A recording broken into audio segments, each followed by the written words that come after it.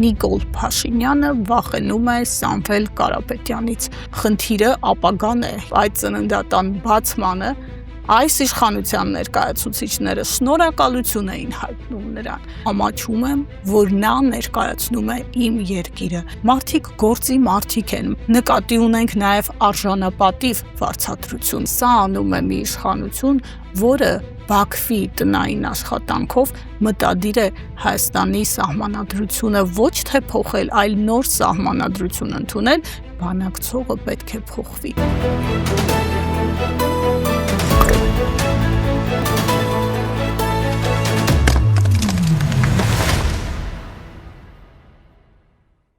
Բարև ձեզ, դուք դիտում եք Հարցեր կան հաղորդումը, այսօր Հարցեր կան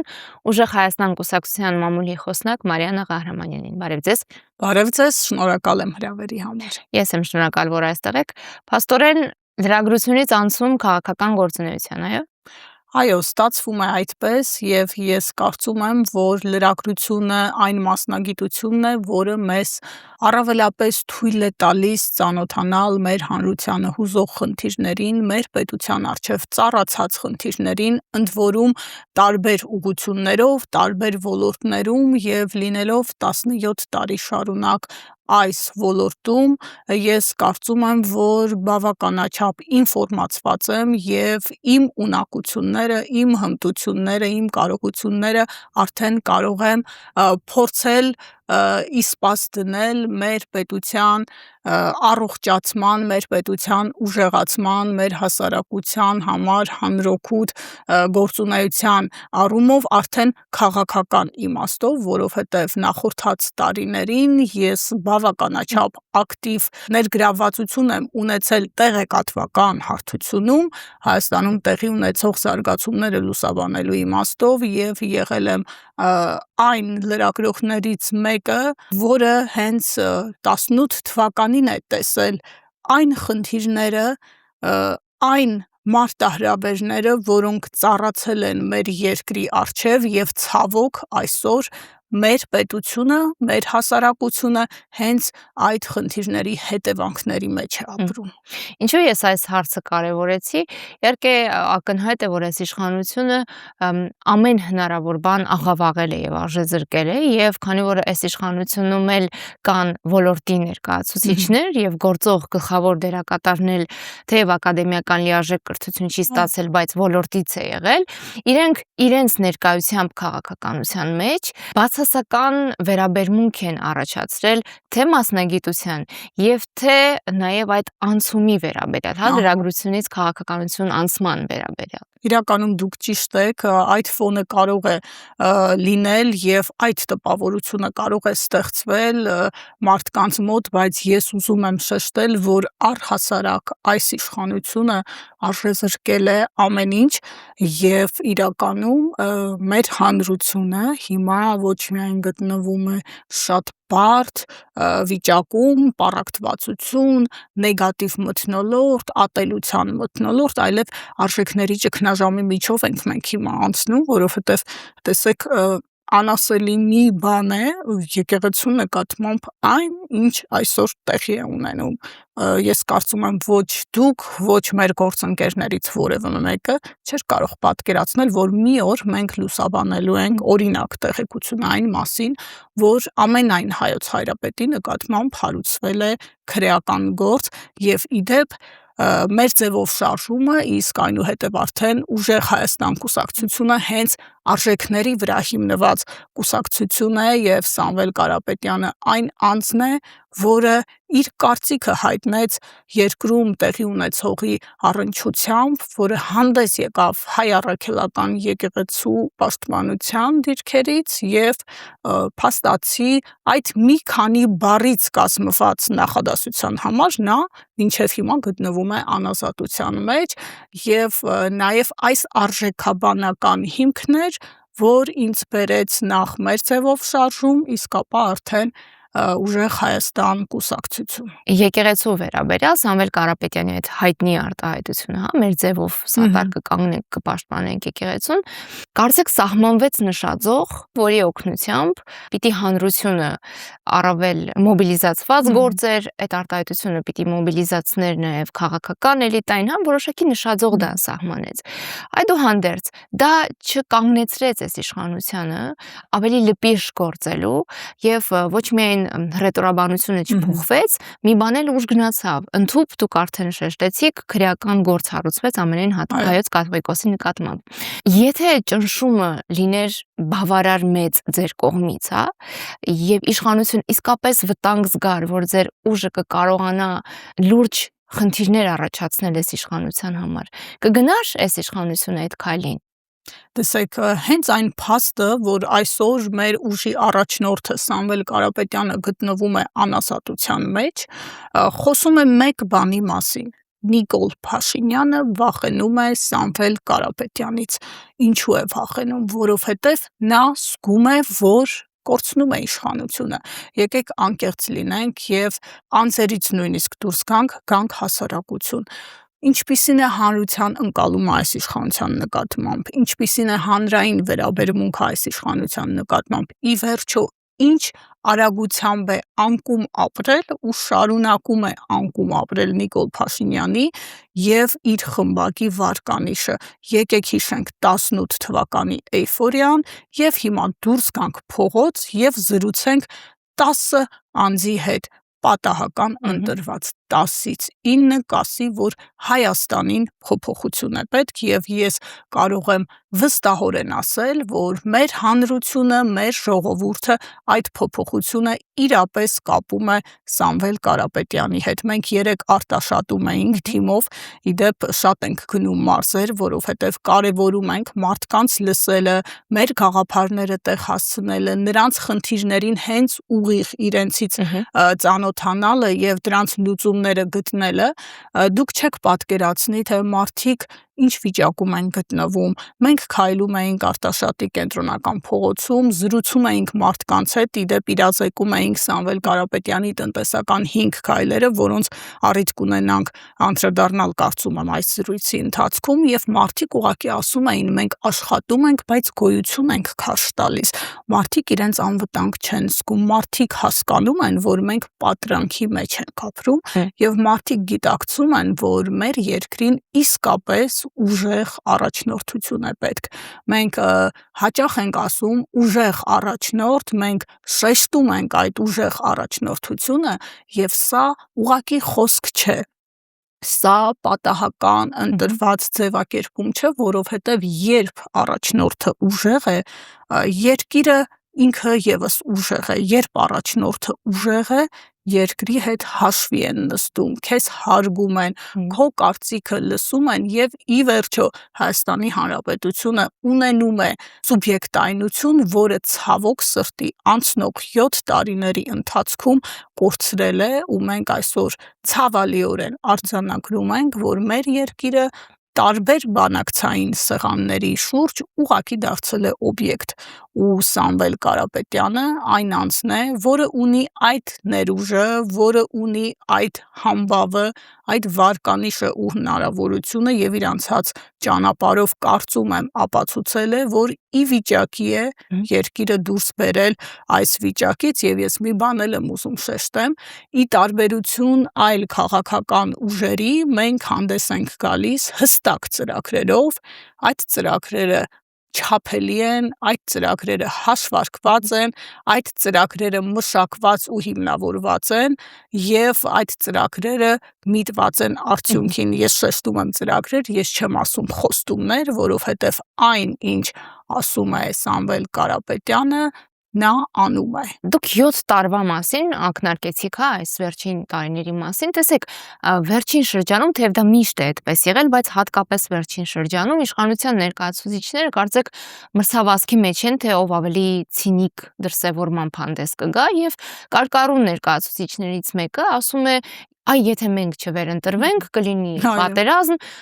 թրիփը չի լինի, խաղաղություն չի լինի, անկախությունը կկորցնենք, ներդրումները չեն լինի, ցանկը չշարունակեմ։ Եվ սա ասում է մի մարդ, որոնց օրոք ունեցել ենք սահմռկեցուցիչ պատերազմ, ռազմական գործողություններ, կորցրել ենք հայկական երկրորդ պետությունը, բարգավաճման եւ բարեկեցության մասին կարող են խոսել միայն իրենք, իրենց շրջանակը պարգևավճարներով, իդեպ միայն այս տարվա պետբյուջեին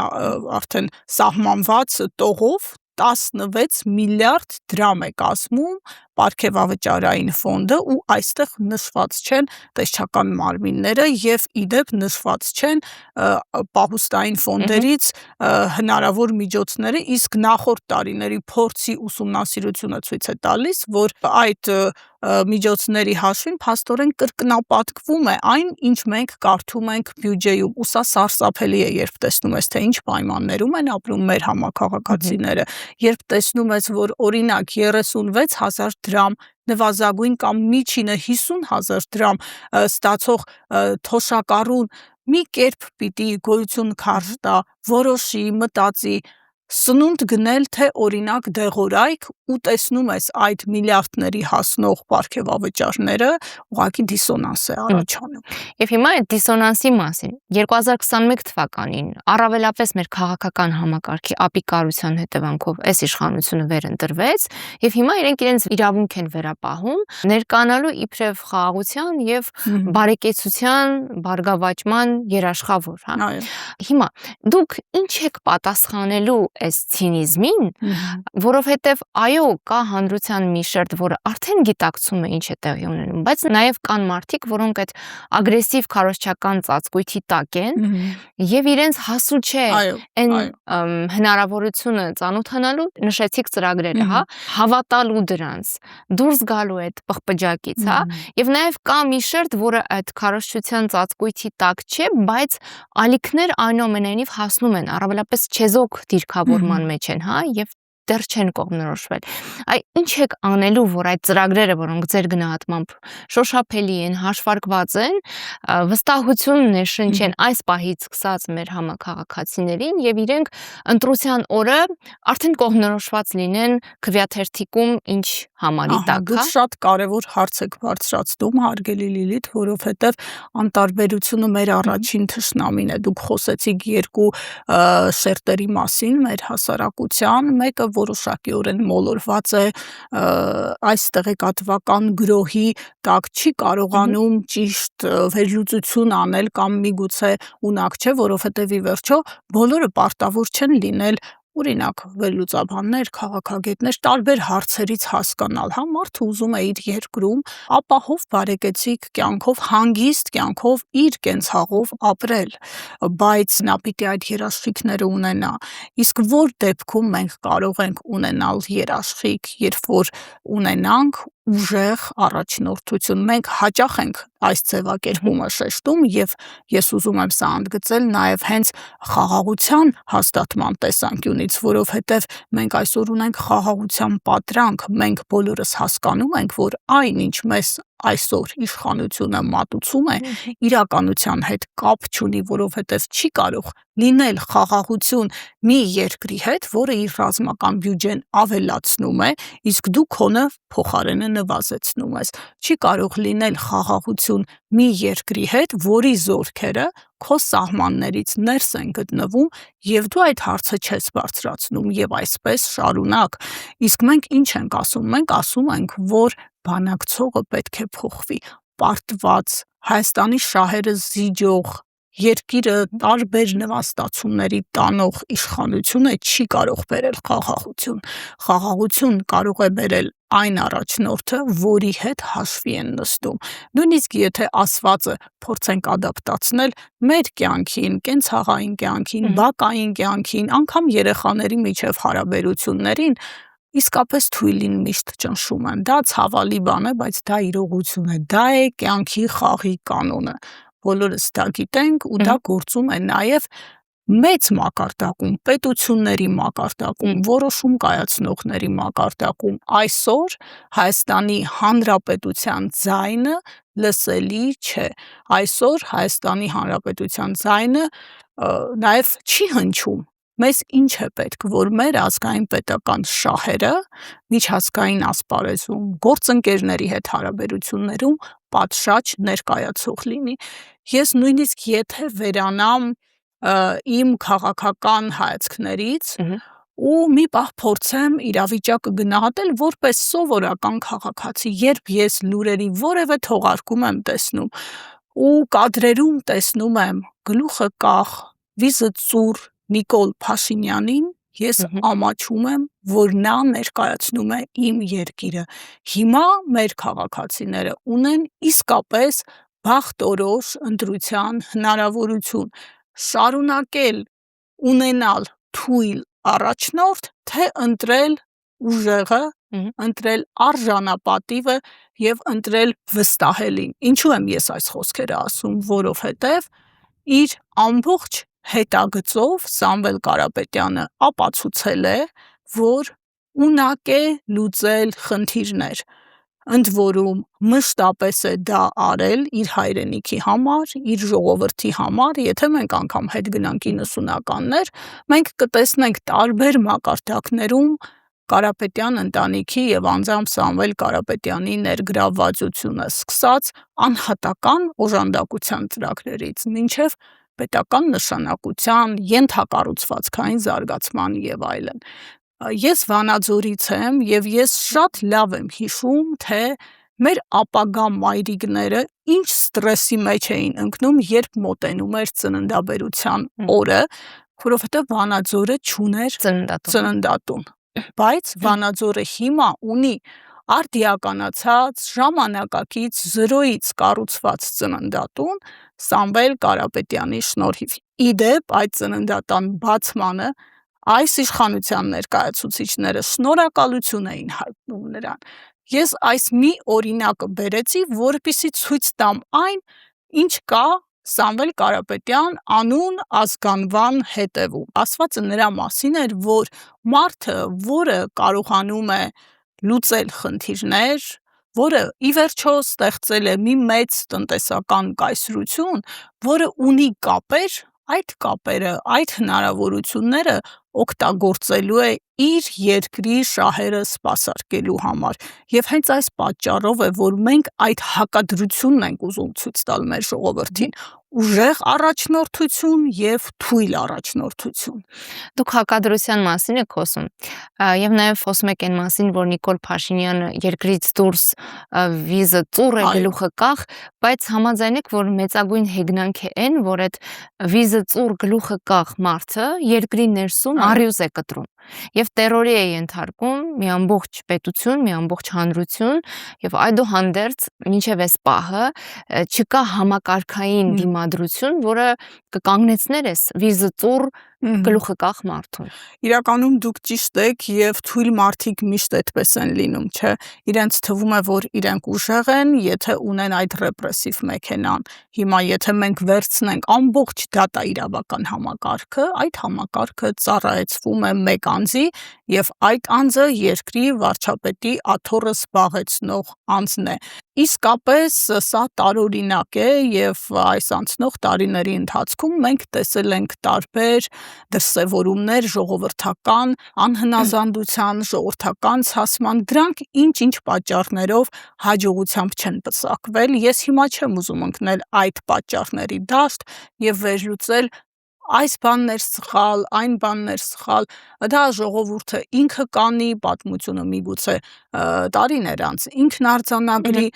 և հիմա խնդիրը ապագան է, հիմա խնդիրը փորփրելը չէ, թե ինչու է այդպես, հիմա մեր առջև կա հնարավորություն, բայց կարևորը սխալները հաշվի առնել։ Այո, սխալները հաշվի առնել, կատարել ճիշտ ընտրություն, գնալ ճիշտ ուղղությամբ և առաջարկել իրատեսական, ես նորից եմ ուզում այդ բառերը շեշտել, չափելի, հաշվելի, շոշափելի ծրագրեր։ Եթե դուք նկատել եք, մենք խուսափում ենք խոստումներից, մենք խուսափում ենք պոպուլիստական բարձրագույն հայտարարություններից, որովհետև ի վերջո մարդիկ գործի մարդիկ են, մարդիկ բիզնեսից են եկել, և բիզնեսում այդպես է, դու պիտի անես, ստեղծես արդյունք, գրանցես, այդ արդյունքը հիմա մենք այդ մոդելը, այսպես ասած, փորձում ենք տնտեսական մասով բերել մեր հանրությանը մատուցել ու այստեղ ես կուզեի անդրադառնալ ձեր թույլտվությամբ մեր 5 տնտեսական քայլերին, 300,000 նոր աշխատատեղ, իդեպ երբ մենք խոսում ենք նոր աշխատատեղերի մասին, մենք նկատի ունենք նաև արժանապատիվ վարձատրություն, որովհետև սա շատ կարևոր է, 75,000 դրամ նվազագույն աշխատավարձով մարդը չի կարող իր երկրում իրեն բավարարված զգալ։ Սպառողական զամբյուղը չի ավելին է, ծածկում։ գերազանցում է, հիմա այդ մարդը ինչ անի, այդ մարդը պիտի ամեն օր արթնանա նեգատիվով, հոգսով, մտքերով, թե ինչպես լուծել ամենատարրական, ամենակենսական կարիքները, այսինքն երբ խոսք է գնում աշխատատեղերի ստեղծման մասին, մենք նկատի ունենք նաև արժանապատիվ վարձատրություն, ու սա նաև ունենալու է մուլտիպլիկատիվ էֆեկտ, արտագաղթի նվազեցման իմաստով, հիմա մարդը ձգտելու է իր երկրում աշխատել, ինչու գնալ օրինակ Ռուսաստան արտագնա աշխատանքի ու այդպես շարունակ, սա նպաստելու է նաև դեմոգրաֆիկ աճին, սա նպաստելու է ընդհանուր հանրության առողջացմանը մթնոլորտի առումով, տրամադրվածության առումով, ի վերջո հոգսերը նաև կուտակում են նեգատիվ էներգետիկա, մեր հաջորդ քայլը 0% հարկն է փոքր բիզնեսի համար, այսօր փոքրիկ մի վարսահարդարման կենտրոնը, փոքրիկ խանութը, հացի փուռը ուղղակի ծանրաբեռնված են հարկերով, իսկ հունվար ամսից արդեն այդ հարկերը կրկնապատկվել են բիզնեսի համար, մենք ասում ենք աշխատեք, զարգացեք, ձեզ համար տրված է հնարավորություն, օգտվեք այդ հնարավորությունից եւ այստեղ միանգամից կուզենայի փակել վերահսկողության հետ կապված հարցը, որը շատ է ուղում, այո, մեծ բիզնեսը տրոհվում է, կա այդ ռիսկը, դա օբյեկտիվ հարցադրում է, բայց կա նաև մեխանիզմը, տրոհվող մեծ բիզնեսը պիտի փոքր նոր բիզնեսներ ստեղծի, չէ, հետևաբար պիտի պատշաճ վերահսկողությամբ այդ ամենը իրականացվի եւ կանխվեն նման հնարավոր երևույթները։ Հաջորդ քայլը դեղերի գների նվազեցումն է 20%-ի չափով, որևէ մեկի համար գաղտնիք չէ, որ Վրաստանում դեղերը էժան են, երբ մի ծանոթ է գտնվում, որը պիտի այցելի Թբիլիսի, միանգամից ասում են, այո, ցուցակը տալիս ենք, ասում ենք սա բեր, նա բեր, երեկ նորից հիշատակ եմ Արտաշատը, քայլում էինք, այնտեղ էլ դեղատներ էր կենտրոնական փողոցի վրա ու մարդիկ նույն բանն էին ասում, չեն կարողանում, չեն բավարարված իրենց կենսապայմաններով ու դա ցավոք օբյեկտիվ իրականությունն է, որում մենք ապրում ենք, երեկ ես գրել էի, որ Facebook-յան սրտիկների Հայաստանից դուրս իրական կյանքն է, իսկ մեր ծրագրերը ուղղված են հենց այդ իրական կյանքին։ Հաջորդ ծրագրերի մասին էլ կուզենայի խոսել, եթե դա կհետաքրքրի ձեր լսարանին։ Ես միանգամից նաև իմ հաջորդ հարցը տամ ծրագրի վերաբերյալ։ Այդ բոլոր ծրագրերից հատկապես որն է, որ մեծ հետաքրքրություն է առաջացրել, իհարկե անձն աչքով էլ դրանցից յուրաքանչյուրն էլ նույնքան կարևոր են, բայց հատկապես որն է, որ հանրության հատկապես այն շրջանում, այն շերտերի մոտ, որը հակված է այս իշխանությանը հավատալ, կարող է մեծ հետաքրքրություն առաջացնել։ Գիտեք, յուրաքանչյուր ծրագիր կարծում եմ իր շահառուն ունի, որովհետև գյուղացուն հետաքրքրում է գյուղը, գյուղի հոգսը, մենք այս դեպքում առաջարկում ենք բերքի երաշխավորված մթերման երաշխավորված ծրագիրը, որովհետև լինելու են բերքի մթերման կայաններ, պետությունը այլևս անտեր չի թողնելու գյուղացուն, մենք հասել ենք մի վիճակի, երբ գյուղատնտեսության նախարարություն են փակել իշխանությունները, մենք ամեն անգամ այդ մթերման սեզոնին մի սարսափելի իրավիճակ ու պատկեր ենք տեսնում, երբ մարդիկ հուսահատությունից իրենց մշակած բերքը, իրենց քրտինքով մշակած բերքը ուղղակի գետնին են թափում, որովհետև չգիտեն ինչ անել։ Ամեն անգամ օրինակ խաղողի մթերման սեզոնին մենք այդ խնդիրը տեսնում ենք, իհարկե խոսքը միայն խաղողի մասին չէ, այսինքն գյուղացին չարքաշ աշխատում է, տանջվում է եւ մնում է օդում կախված։ Հիմա մենք ասում ենք, սիրելի գյուղացի, դու աշխատի ու քո աշխատանքը հարգվելու է, մենք տեր ենք կանգնելու քո աշխատանքին, մյուսը երիտասարդ ընտանիքներին 20,000 նոր բնակարանն է, մենք երիտասարդ ենք և գիտենք, թե որքան բարդ, որքան մեծ խնդիր է, իսկ որոշ դեպքերում անլուծելի խնդիր է երիտասարդ նորաստեղծ ընտանիքների համար բնակարան ունենալը, դա դառնում է մի անիրականանալի անհաս երազանք եւ այս դեպքում եւս Հաջորդ կյանքի հաջորդ կյանքի համար եւ շատ ընտանիքներ չեն ձևավորվում կամ եթե ձևավորվում են ուղղակի բավարարվում են մեկ բալիկով, որովհետեւ այդ պայմանները չունեն։ Մենք այս ծրագիրը նաև իրագործում ենք հենց դեմոգրաֆիան խթանելու համար, որովհետև այսօր դուք գիտեք, թե դեմոգրաֆիկ առումով մենք ինչ խնդիրների առաջ ենք կանգնած եւ ի տարբերություն մեզ, ինչպիսի վիճակ է օրինակ նույն Ադրբեջանում, որտեղ բազմանդամ ընտանիքներ են, այնտեղ ընտանիքները 3, 4, 5 զավակ են ունենում, այսինքն մենք ունենք խնդիր, մենք մտածում ենք այս խնդիրների մասին։ Այս տարիներին մշտապես ընդդիմությանը քննադատել են ծրագրի բացակայության համար, առաջարկի բացակայության համար եւ հիմա երբ հստակ ծրագրեր են, ներկայացվում եւ հատկապես սոցիալական բաղադրիչը ամբողջությամբ կարծեք թե փորձում եք ծածկել, արդյոք դուք ստացել եք այն տպավորությունը, որ այո, այդ պահանջարկը իսկապես կար եւ մարդկանց հենց դա պետք էր, որպեսզի կողմնորոշվեն ընտրության հարցում։ Տեսեք, ես չէի ցանկանա սահմանափակվել միայն սոցիալ-տնտեսական ուղղությամբ, որովհետեւ խնդիրը միայն տնտեսական չէ, խնդիրը գլոբալ է, խնդիրը անվտանգային է, եթե կուզեք, խնդիրը նաեւ ասեցի խոսքի սկզբում արժեքաբանական է, բայց մենք հասկանում ենք, որ ուժեղ պետություն չի կարող լինել թույլ տնտեսությամբ, դու պետք է կարողանաս քեզ բավարարես։ Տնտեսությունը պիտի զարգանա, տնտեսությունը պիտի բարգավաճի, որպեսզի օրինակ դու կարողանաս պահել ուժեղ բանակ։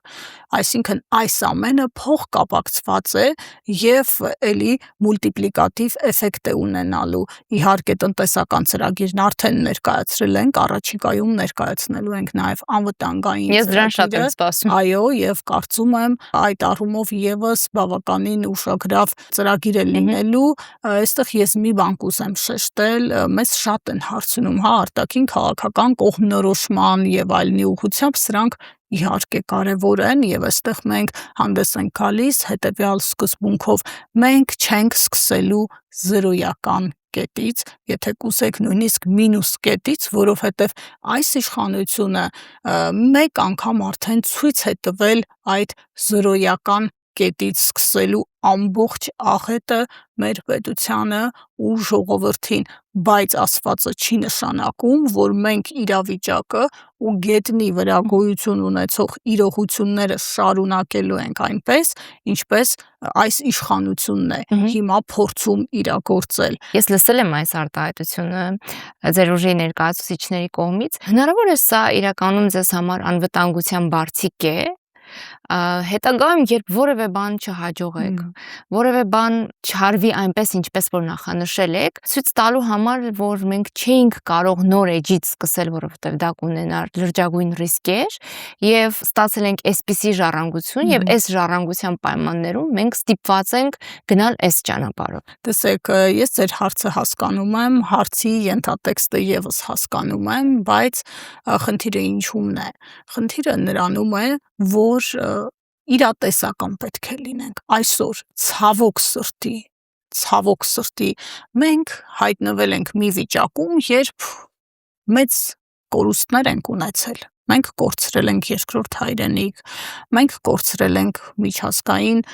դիրքավորման տեսանկյունից մեր տեղը։ Ես իմ խոսքի ընթացքում հիշատակեցի, որ մենք սուբյեկտ չենք ցավոք սրտի, մենք օբյեկտ ենք եւ այս ամենը Նիկոլ Փաշինյանի ապիկար, ապաշնոր, ձախողակ, թույլ իշխանության հետևանքն է։ Ու եթե կգտնվի որևէ ուժ, որևէ անձ, որը կարող է ասել, որ գիտեք, այ ես գալու եմ ու իրավիճակը շրջեմ, ժամանակը հետ տամ, հասցնեմ այսինչ ստատուս քվոյին, գիտեք, դա կլինի պոպուլիզմ։ Մենք իրատեսական դիրքերից ենք հանդես գալիս, մենք չենք ուզում խաբել մեր ժողովրդին, մենք գիտենք, որ եղել է մի գործընթաց, որը հանգեցրել է ինչ-ինչ արդյունքի, հիմա ինչ պիտի անել, հնարավորը եւ եթե կուզեք անհնարինը, որպիսի ստեղծված իրավիճակում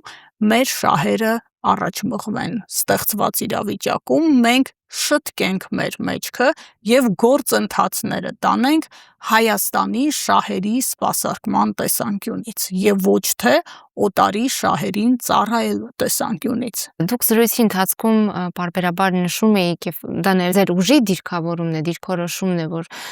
պետք է ուժեղ առաջնորդություն եւ այստեղ բնականաբար ընդգծվում է Սամվել Կարապետյանի անձը, այդուհանդերձ չկա մտավախություն, որ սա կվերածվի անձակենտրոն իրողության եւ դա կթիրախավորվի։ Դուք հաշվի առնում եք, որ համակարգ նույնքան կարևոր է, որքան որ պետք է ուժեղ առաջնորդություն, այսինքն դրանք իրար չպիտի հակադրեն, այլ պիտի փոխլրացնեն։ Անպայման, ձեր հարցը շատ տեղին էր։ Սամվել Կարապետյանը մեր վարչապետի թեկնածուն է եւ կարծում եմ նա այն անձն է, որին իսկապես սպասում էր մեր հասարակությունը ու որի հետ իրապես կապում է փոփոխության հնարավորությունը։ Սամվել Կարապետյանը այո ուժեղ առաջնորդ է, բայց սա չի նշանակում, որ թիմն է թույլ, որովհետև հենց այդ ուժեղ առաջնորդությունն է նաև ձևավորում թիմը։ Էլի վերադառնանք բիզնես գործունեությանը, մարդը, որը այդքան հաջողություն է հասել, այդքան արդյունք է գրանցել ընդ որում միջազգային մակարդակով, մարդը ունի նաև կառավարչական հմտություններ, նա կարողանում է իր շուրջը համախմբել համապատասխան մարդկանց, համապատասխան որակավորմամբ, ունակություններով ու հմտություններով մարդկանց, որոնք նաև զբաղվում են այդ բիզնեսով։ Ի վերջո նա միայնակ չի եւ նա ունի թիմ ու այդ թիմը կա նաև ուժեղ Հայաստանում, այսինքն այստեղ երևի բնականon փոխլրացնող ու փոխկապակցված երևույթի մասին պիտի խոսենք։ Ձեզ հիմա սկսել են ավելի շատ մեղադրել իրենց ձևակերպումը պիտի կրկնեմ, մեկ անձի համար սահմանադրություն փոխելու մեջ։ Կարծում եք կհաջողվի հաղթահարել այս քարոզչական հնարքը։ Տեսեք, այս քարոզչությունը գալիս է մեկ ուղղությունից, իշխանությունը ցայտնոտի մեջ է, իշխանությունը վախեցած է եւ ընդհանրապես տեխնիկական փոփոխությունը սահմանադրության 148-րդ հոդվածի փորձում է ներկայացնել որպես սահմանադրության փոփոխություն մեկ անձի համար ու գիտեք զավեշտը նրանում է, որ սա անում է մի իշխանություն, որը Բաքվի տնային աշխատանքով մտադիր է Հայաստանի սահմանադրությունը ոչ թե փոխել, այլ նոր սահմանադրություն ընդունել եւ սա անում է մի իշխանություն, որը ստեղծել է այդ նախադեպը, ի վերջո մենք հիշում ենք, թե ինչպես էին իրենք ձևավորում իրենց այսպես ասած սրտի սահմանադրական դատարանը։ Այնինչ մենք ասում ենք, չի հակասում սահմանադրությանը եւ օրենքներին, այնինչ մենք ասում ենք, հենց ենթադրում է սահմանադրությունը։ Այդ հոդվածը ազգային ժողովով փոփոխելի հոդված է, այն չի պահանջում հանրաքվե եւ հանրապետության լավագույն մասնագետները առիթ ունեցել են մեկնաբանելու, իդեպ սահմանադիրները, սահմանադրության հայրերը, եթե կուզեք այսպես ձևակերպեմ, եւ այստեղ որևէ տարընկալման կարիք չկա։ Իդեպ ես նաեւ մեր լսարանին ուզում եմ հիշեցնել 18 թվականի Նիկոլ Փաշինյանին, որը հենց գործադիր իշխանության մասին խոսելիս ասում էր, որ Սփյուռքի ներուժը պիտի արդյունավետ օգտագործենք ու հենց Սահմանադրության 148-րդ հոդվածի փոփոխության անհրաժեշտության մասին էր խոսում։ Հիմա ես նրա թիմակիցներին հորդորում եմ շատ հետ չգնալ, ընդամենը 7 տարվա, 8 տարվա արխիվ է գտնել ու լսել իրենց առաջնորդին, հետո նոր քննադատել մեզ։ Շնորհակալություն։ Շնորհակալ եմ։